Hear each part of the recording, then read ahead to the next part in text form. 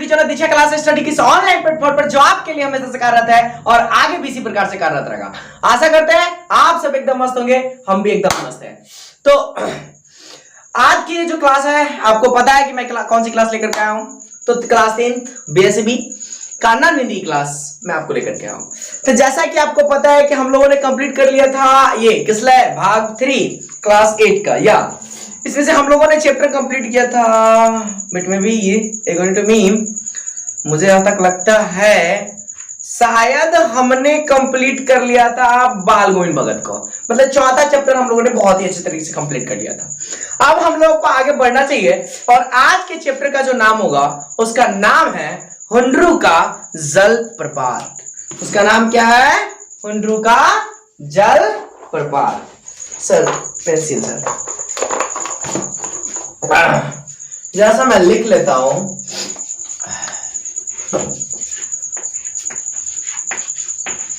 हुंड्रू का जल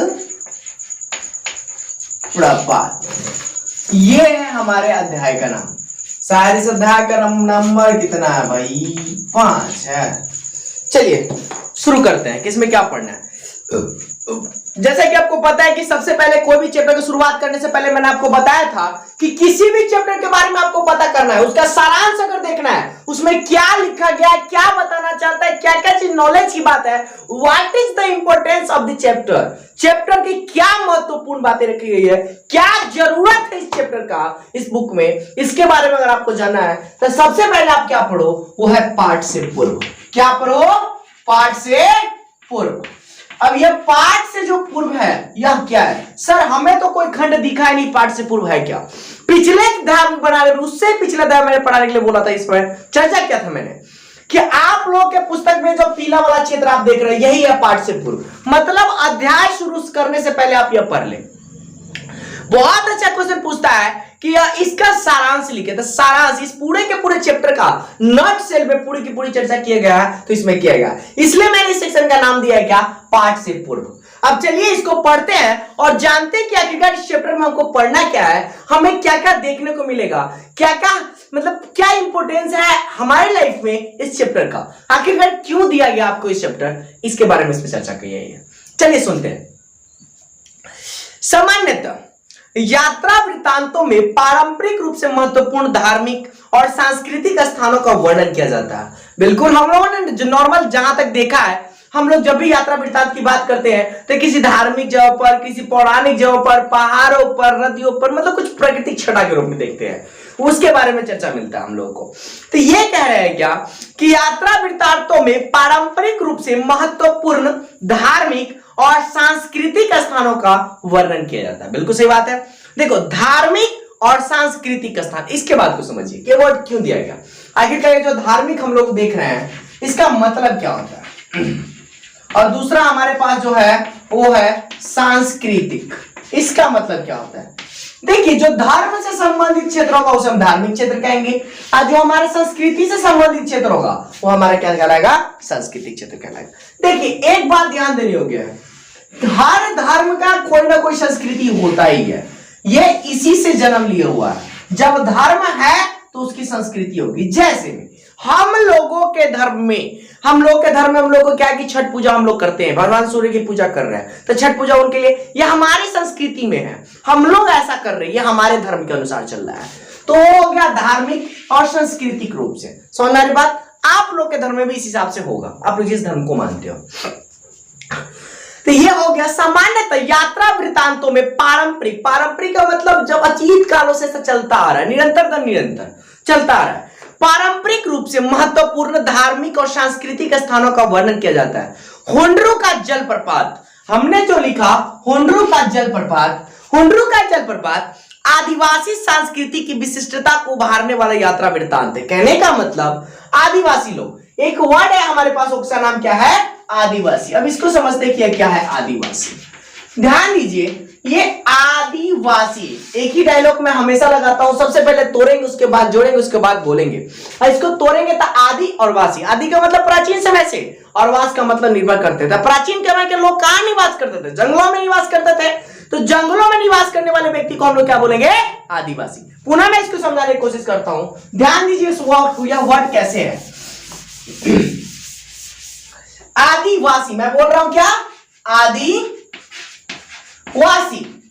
अगर मैं इस वर्ड को तोड़ूं तो हमारे पास ये वर्ड मिलकर के देगा क्या, दो वर्ड। पहला हमारे पास आएंगे तो पहला हमारा क्या होगा, आदि। दूसरा हमारे पास क्या होगा, तो वासी। इस आदि का मतलब क्या होगा, प्राचीन। इस आदि का मतलब क्या हुआ, प्राचीन, जो पुराने समय से। और वासी का मतलब क्या हुआ, जो निवास करते हुए व्यक्ति की बात कर रहे हैं। तो प्राचीन समय से निवास करने वाले व्यक्ति, और वह व्यक्ति कहां निवास कर रहे हैं प्राचीन समय से, तो जंगलों में। कहां निवास कर रहे हैं, जंगलों में। इसीलिए तो आदिवासी लोग कहां निवास करते हैं, जंगलों में निवास करते हैं। बात आ गई समझ में। अब ये क्या कह रहा है, हमारा हुंड्रू का जलप्रपात आदिवासी संस्कृति की विशिष्टता को उभारने वाला यात्रा वृत्तांत है। कहने का मतलब हमारे जो आदिवासी लोग हैं उन लोग का जीवन यापन कैसे होता है, वो लोग कैसे निर्भर करते हैं जंगलों पर, अपना जीवन कैसे चलाते हैं, ये यात्रा आपको उनके बारे में जानकारी देगी। आगे कह रहे हैं इस दृष्टि से पाठ उल्लेखनीय है। कहने का मतलब ये जो पाठ है इसमें इसके बारे में चर्चा किया गया है, इसीलिए मैंने इस सेक्शन का नाम दिया है पाठ से पढ़ो। इस चैप्टर को पढ़ने से पहले इसको पढ़ लीजिए, चैप्टर का मूल भाव आपको समझ में आ जाएगा। नेक्स्ट आगे लिखा गया हुआ है, पहाड़, नदी, जंगल की सुंदरता के साथ ही उस इलाकों में आसानी से उपलब्ध अभ्रक और कोयला खदानों का भी वर्णन है। अब ध्यान दीजिए, प्राकृतिक छटा है तो ये सारे के सारे चीज उपलब्ध होंगे। जैसा कि आपको पता है हमारा इंडिया चारों तरफ से परिपूर्ण है, पूरी तरीके से इस इंडिया में कोई चीज की कमी नहीं है। हम लोग अगर उत्तर भारत, पूर्वोत्तर भारत और पश्चिमोत्तर भारत, दक्षिणोत्तर भारत की बात करें तब इसमें हम लोग नॉर्मल सा अगर देखें तो हम अपने इंडिया का मैप बनाते हैं, फिर मैं समझने की कोशिश करता हूं कि यह क्या कहना चाहता है।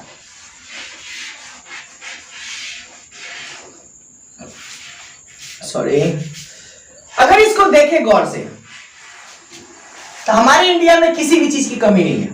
ये इंडिया में हम लोग का ये जो इलाका है ये नॉर्मल से आप लोग को पता है ये हमारा पहाड़ी इलाका में जाता है।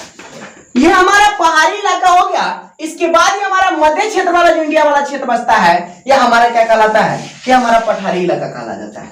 इसमें हमारा पठारी इलाका है, क्लास 9th में आप लोग को पढ़ना था ज्योग्राफी में, ये हमारा पठारी इलाका है। इस पठारी इलाके में ये जो जिस प्रकार से नदियां उदियां, पानी उनी, पहाड़ों वहाड़ों, जंगलों उंगलों से पूरी तरीके से परिपूर्ण है, पूरी तरीके से परिपूर्ण है, उसी अनुसार से हमारा जो पठारी क्षेत्र है ये हमारे खदानों से पूरी तरीके से परिपूर्ण है, कोई भी चीज की कमी नहीं है। आपको भी पता है कि यहाँ पर अरावली पर्वत श्रेणी है और अरावली पर्वत श्रेणी अब अवशेष के रूप में बची रह गई है, अब पठार के रूप में बची रह गई है, टूटा फूटा रूप में है। अब उसके नीचे बहुत सारे हीरे, मतलब बहुत सारे खानून ऐसे बने पड़े हैं। समझ में आ रही बात। पहाड़ का छोटा रूप देखो, नॉर्मल पढ़ना है आप लोगों को 6th क्लास में, ये पहाड़ है, यही टूट करके, ये मतलब आंतरिक गड़बड़ी कारण पहाड़ की मतलब इस समय क्या होता है, टूट करके इसे अवशेष बच जाते हैं, यही अवशेष क्या कहलाएंगे, पठार कहलाएंगे। जो शुरू में क्या है, पहाड़ है, और निरंतर साल दर साल, करोड़ों साल, अरबों साल बाद वो बेचारे अब क्या बन गए, एकदम अवशेष के रूप में बचे हैं। तो छोटा रूप हो गया, नुकीला क्षेत्र है, तो क्या पठार के रूप में बचे हैं। और उसी पठार के नीचे हमारे पास मतलब आप लोग हीरे जवाहरात, कोयला, खदान, ये सारे के सारे चीज उपलब्ध रहते हैं। आपको उसके बारे में चर्चा कर रहे हैं। इन्होंने कहा कि पहाड़ है, नदी है, जंगल की सुंदरता के साथ ही उस इलाके में आसानी से उपलब्ध अभ्रक, अभ्रक के बारे में आप लोग क्लास 8 में पढ़ना था ज्योग्राफी में, अभ्रक और कोयला खदानों के भी, इसके बारे में भी आप लोग को पढ़ना था क्लास 8 की ज्योग्राफी में, भी वर्णन है। यानी प्रकृति के साथ ही मनुष्य की जिजीविका और श्रम की महत्ता का भी संयोजन है। ध्यान दीजिए क्या कर रहा है, यानी प्रकृति के साथ ही मनुष्य की जिजीविका, कहने का मतलब अपनी जीविका चलाने के लिए ये पूरी की पूरी कोशिश कर रहा है चैप्टर, आपकी हर एक एक्टिविटी को क्या कर रहा है, जीविका चलाने के लिए। समझ में आ रही बात, जिजीविका। आगे कह रहा है यानी प्रकृति के साथ ही मनुष्य की जिजीविका और श्रम की महत्ता के भी का भी संयोजन है। तो आखिरकार मेहनत करके वो लोग कुछ कर रहे हैं, इसके भी महत्ता के बताएगा। पाठ में बहुलवादी संस्कृति मतलब सामाजिक संस्कृति के प्रति विश्वास प्रकट किया गया है। एक नाम है संस्कृति का, बहुलवादी। झरने की सुंदरता और प्राकृतिक दृश्यों की विशिष्टता के उद्घाटन में पाठ रोचक बन गया है। कहने का मतलब पूरी तरीके से प्राकृतिक छटा का बयान करते करते ये चैप्टर जो है वो बहुत ही मजेदार बना हुआ। अब चलिए इसकी शुरुआत करते और पढ़ते क्या कि इस चैप्टर में हम लोग को क्या मिला है। जब मैंने पिछला चैप्टर खत्म किया था तो मैंने आपको बताया था, कर्मवीर चैप्टर खत्म किया था तभी मैंने आपको बताया था कि अगला चैप्टर हमारा बाल गोविंद भगत है, उससे अगला हमारा हुंडू गज्जल पर पाते हैं। बाल गोविंद भगत के चैप्टर के पढ़ने के बाद ये चैप्टर पढ़ने का अपना ही मजा है। क्यों? क्योंकि बाल गोविंद भगत एक सीधे साधे व्यक्ति, पूरी तरीके से वो क्या करते थे, एक ऐसे व्यक्ति जो दुनिया से मतलब नहीं रखते थे, अपनी दुनिया में जीते थे। अब एक प्रकृति में कितनी ताकत है कि हर आदमी की एक्टिविटी को चेंज कर देता है, उसको बदल करके रख देगा, इसके बारे में हम किस चैप्टर में पढ़ने को मिलेगा। अब समझ में आई बात?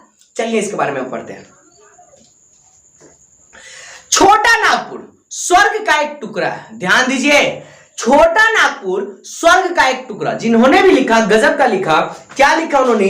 किन्होंने लिखा है, एक second let me check, Kamta Prasad सी काम। नाम भी गजब है, कामता प्रसाद सी काम इन्होंने लिखा। और सबसे पहला वर्ड चैप्टर में उन्होंने क्या दिया? छोटा नागपुर स्वर्ग का एक टुकड़ा है। मतलब अगर स्वर्ग की तुलना कर रहे हैं, स्वर्ग अगर किसी ने नहीं देखा तो एक बार जाकर छोटा नागपुर पठार देख ले, स्वर्ग का अंदाजा वो लगा सकते हैं। कैसे? आइए जानते हैं। धीरे धीरे कदमों बढ़ाते हुए चैप्टर की तरफ बढ़ते हैं और पुनः जानने की कोशिश करते हैं कि यह क्या है। अब मैं स्वर्ग का दर्शन करा रहा हूं, समझ रहे बात को? चिंता मत करो, स्वर्ग में लेकर के भी चलेंगे, मजा आएगा इसको पढ़ करके, कुछ आनंद लीजिए। मैंने बार बार बताया है, हिंदी पढ़ने की चीज नहीं, हिंदी फील करने की चीज है। You must have to feel. Okay, चलिए। जमीन में हरियाली, आकाश में नीलिमा। हा, जमीन में हरियाली कहने का मतलब किसानों की मेहनत लहलहाती हुई आपको दिख रही है। तो जमीन में हरियाली और आकाश में नीलिमा मतलब खुला आसमां। समझ रहे बात को? आगे ध्यान दीजिए। पग पग पर पहाड़ों के देखकर धरती भी उबड़ खाबड़ और ऊंची हो गई है। कहने का मतलब पहाड़ी इलाका, पहाड़ पर आप जाते हैं तो उबड़ खाबड़ जमीन आपको मिलेगी मिलेगी। तीव्र धारा और गंदले पानी के साथ नदियां बलखाती बह रही है, जिन्होंने मैदानों की छाती चीरी और पर्वतों का अंतर फोड़ा है। ध्यान दीजिए, ये जो लिखे वो बोल रहे हैं तीव्र धारा। अब एक बात बताइए, आप लोग के सामने दो वर्ड आएंगे। एक वर्ड आता है कम प्रपात। क्या होता है? कम प्रपात। अब ये कम प्रपात क्या है इसके बारे में चर्चा करेंगे। दूसरा होता है जल प्रपात। दूसरा कौन सा होता है? जल प्रपात। ये कम प्रपात, जल प्रपात क्या है इस बात को समझिए। देखिए, कम प्रपात का मतलब होता है ज्यादा ऊंचाई से पानी का गिरना नहीं, मतलब कम ऊंचाई से पानी का गिरना। ज्यादा ऊंचाई से नहीं गिरेगा, कम ऊंचाई से गिरेगा। और ऊंचाई से गिरेगा तो सिर्फ गिरेगा और वह गॉर्ज का निर्माण नहीं करेगा। गॉर्ज क्या होता है उसके बारे में मैं चर्चा करूंगा अभी। अब पानी गिरा या गड्ढा यहां पर नहीं किया, यही गड्ढा गॉर्ज कहलाएगा। कितने के हिसाब से मैं बांटूंगा वो भी मैं अभी बताता हूं। तो कम प्रपात, पानी गिर तो रहा है जस्ट लाइक अ झरना। झरना ये दोनों का सम्मिलित रूप एक बार में बोल सकते कि ये क्या आएगा? झरना है। समझ गए बात को? लेकिन ये कम प्रपात और जल प्रपात में अंतर समझना है। कम प्रपात की जहां पर पानी ज्यादा ऊंचाई से नहीं गिर रहा, ऊंचाई से तो गिर रहा है लेकिन ज्यादा ऊंचाई से नहीं गिर रहा है। समझ रहे बात को? जल प्रपात का मतलब होता है इतनी ऊंचाई से पानी गिरना कि वह क्या करे? गड्ढे का निर्माण कर दे। और वही गड्ढा जब अत्यधिक नीचे तक ले चला जाता है उसी को गॉर्ज बोला जाता है। समझ रहे बात को? हाँ। तो जल प्रपात क्या होता है? ज्यादा ऊंचाई से पानी के गिरना और अत्यधिक वेग होने के कारण वहां पर गड्ढे का निर्माण करना। समझ रहे बात को? यह हो गया जल प्रपात। आगे इन्होंने कहा कि तीव्र धारा और गंदले पानी के साथ। एक बात बताइए, जब तीव्र धारा बहते हुए आ रही है तो वह अपने साथ क्या लेकर के आएगी? ठीक से आप लोगों को 9th क्लास में पढ़ना था, वो अपने साथ गाद या सिल्ट लेकर के आएगी। यही गाद या सिल्ट यह क्या करेगा? पानी को गंदा करेगा कि नहीं करेगा?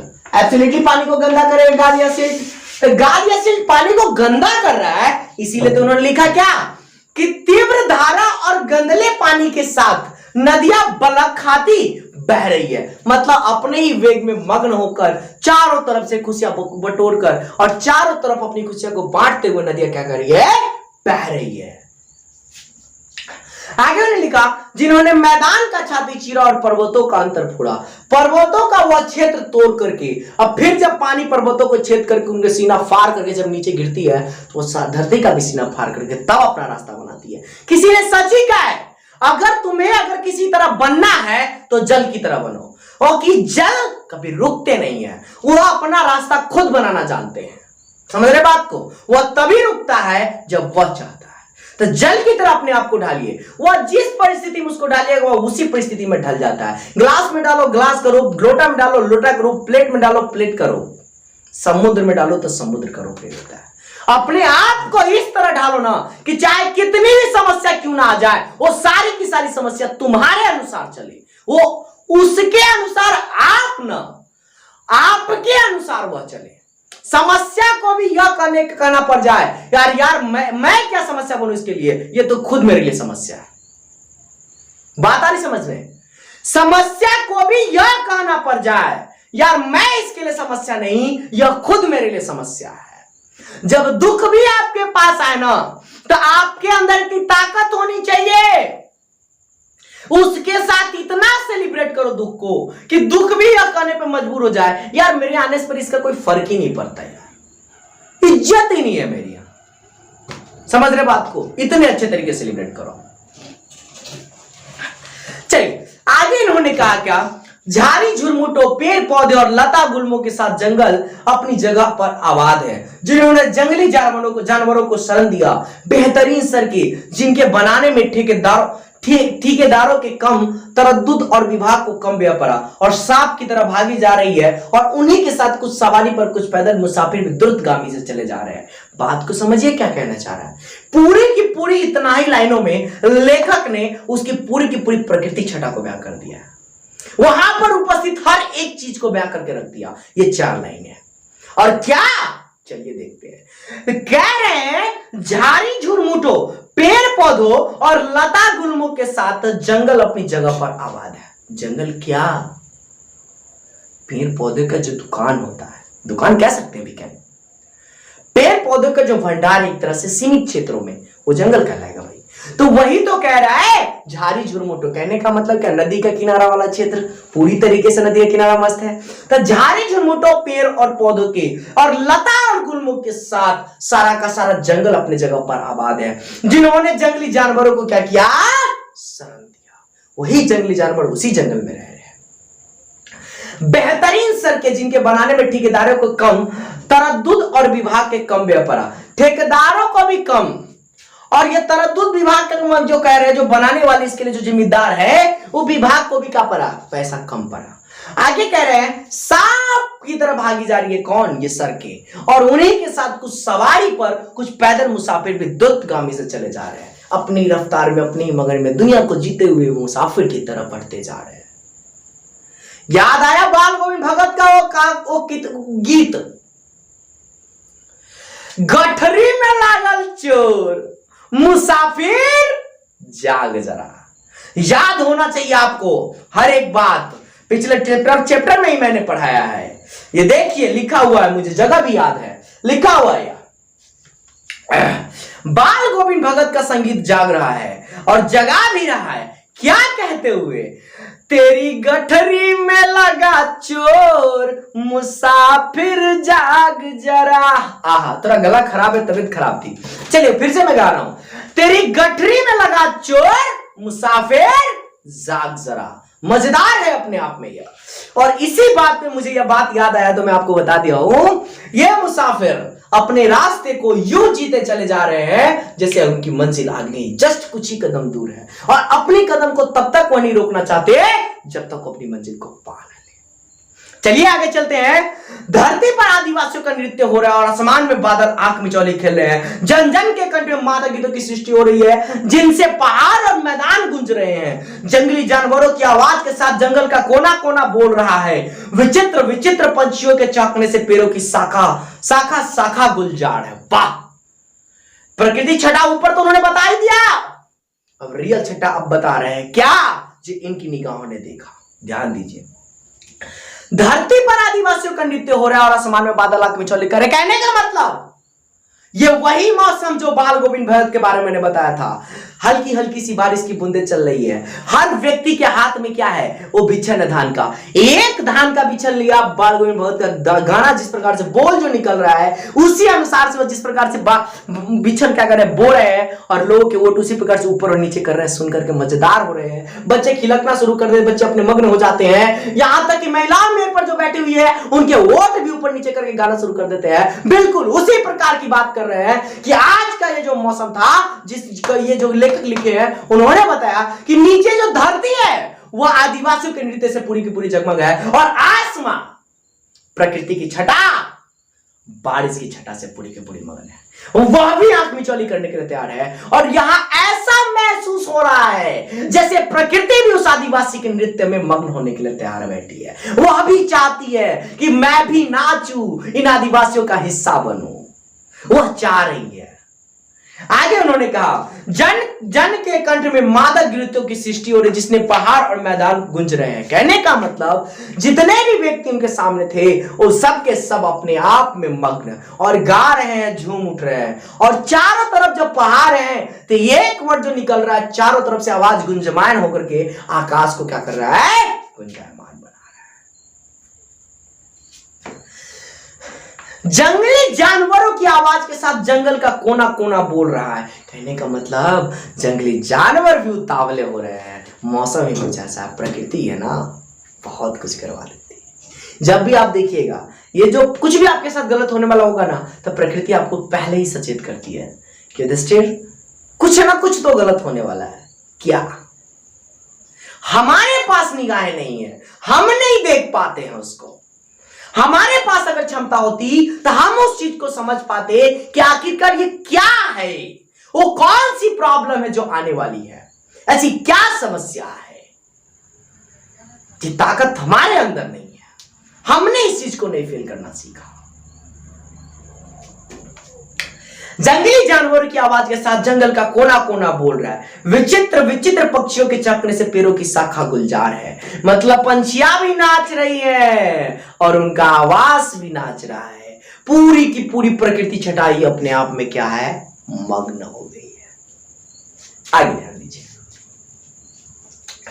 सुंदर जलवायु, मनहर वातावरण, हवा धीरे धीरे डोलती है, अपने साथ फूलों की सुरभि बिखेरती चलती है। बादल धीरे धीरे बरसते हैं तो उनसे स्वस्थ शरीर और सुंदर स्वास्थ्य का वरदान मिलता है। नदियां कल कल छल छल स्वर में बहती है तो किनारे पर रहने वाले को सुंदर को अमृत बांटती जाती है। झरने सतत झरझर आंखों को तरी तथा नमी कल्पना के उस सुंदर खुराक, चित्त और स्वच्छता और पवित्रता प्रदान करते हैं। ध्यान दीजिए क्या कहना चाह रहे हैं। इन्होंने कहा सुंदर जलवायु। सबसे पहली बात देखो, एक गाना सुनोगे आप लोग, बहुत अच्छा गाना है, यार बदलना जाना मौसम की तरह। बहुत अच्छा है। मतलब देखो हर एक गाने में ना प्रकृति को इस प्रकार से मिक्स किया जा रहा था ना। मैं अभी के गाने की बात नहीं कर रहा हूं, ये अभी का गाना ये कुछ अलग का ही ढंग का है, ठीक है। वो जो कहते हैं ना ब्रेकअप सॉन्ग, सैड सॉन्ग, ये सॉन्ग, वो song, I don't know about that. Okay, thank you. वो जो पुराना गाना सुनो यार, मजा आता है उसको सुन करके, ठीक है। उसमें उन्होंने बोला था कि मौसम की तरह तुम भी बदल तो न जाओगे, यार बदल न जाना मौसम की तरह। क्यों कहा आखिरकार कि मौसम की तरह तुम नहीं बदलना? आज यह कारण जान लो कि आखिरकार क्या कारण थे कि उन्होंने कहा कि तुम मौसम की तरह ना बदलना। एक बात हमेशा याद रखना, मौसम जो होते हैं ना वह दिन में कितने बार बदल जाते हैं। आज सुबह धूप निकली यार, कड़ाके की गर्मी है यार, 9-10 बजते बजते आई है तो क्या आया, अरे यार बारिश लग गई, मौसम चेंज हो गया। ओ ठंडा का मौसम है, ठंडी हवा चल रही, मनोरम मौसम हो गया भाई, मजेदार है। ठही रात में अगर करकराती अगर गर्मी पड़ गई, हवा का नामो निशान नहीं है, तो क्या होगा? फिर मौसम बदल गया। बात आई समझ में? अब चलिए हम समझाते हैं आपको जलवायु। ये जलवायु क्या है? ये मौसम तो क्षण क्षण बदलते हैं, इनके बदलने का ना तो कोई समय है ना ही कोई सीमा। पता नहीं कब कहां और कैसे आपको छोड़कर चला जाए। ये जो जलवायु है ये कम से कम 30 से 35 साल में बदलते हैं। ये उनका मतलब निश्चित सीमा है। अगर किसी खास क्षेत्र का अगर साल की बात करूं जलवायु की, तो वो 30 से 35 साल के दौरान उस क्षेत्र में कैसा मौसम रहा उसके बारे में बताया जाता है। तो इतने साल का आंकड़ा, इसीलिए तो बोला उन्होंने यार बदलना जाना मौसम की तरह। आप ही जरा सोच कर देखिए कि युधिष्ठिर सर जी को अभी प्यार होता अगर उनके जो यार थे वो मौसम की तरह अगर बदल जाते। अरे तो अभी हमारा साथ गोलगप्पे खा रहे थे, पता चलता 2 घंटे के बाद किसी और के साथ खा रहे हैं। लेकिन वही अगर जलवायु की तरह बदलते तो एब्सोल्युटली क्या,